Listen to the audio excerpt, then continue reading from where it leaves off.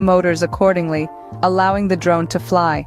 Connect the flight controller to the motors. Make sure to follow the instructions, as the specific connections can vary depending on the model. Now let's move on to the propellers. These are what will convert the motor's power into lift, allowing your drone to rise into the air. Attach them to the top of the motors and ensure they're tightly secured. Pay attention to their orientation as it's critical to the drone's flight. The next step is the battery. The power source of your drone, it's what keeps the motors running and the propellers spinning. Attach the battery to the drone frame, ensuring it's secure but easy to remove for recharging.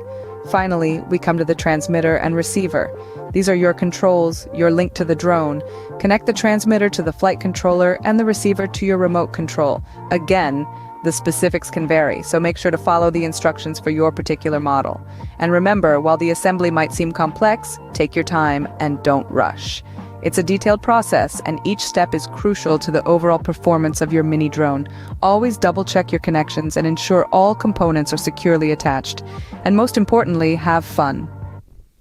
Building your own mini drone is a rewarding experience, a mix of technical skill and creative problem solving. And voila! You have just built your very own mini drone. Building a mini drone can be a rewarding experience, but it's essential to remember a few key steps and tips. Start by selecting compatible components, which forms the foundation of a successful build. Double-check all connections during assembly to prevent any mishaps.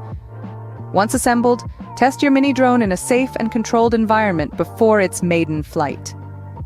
Remember, patience and precision are your best friends in this journey. By following these steps and tips, you can successfully build your very own mini drone. Happy flying!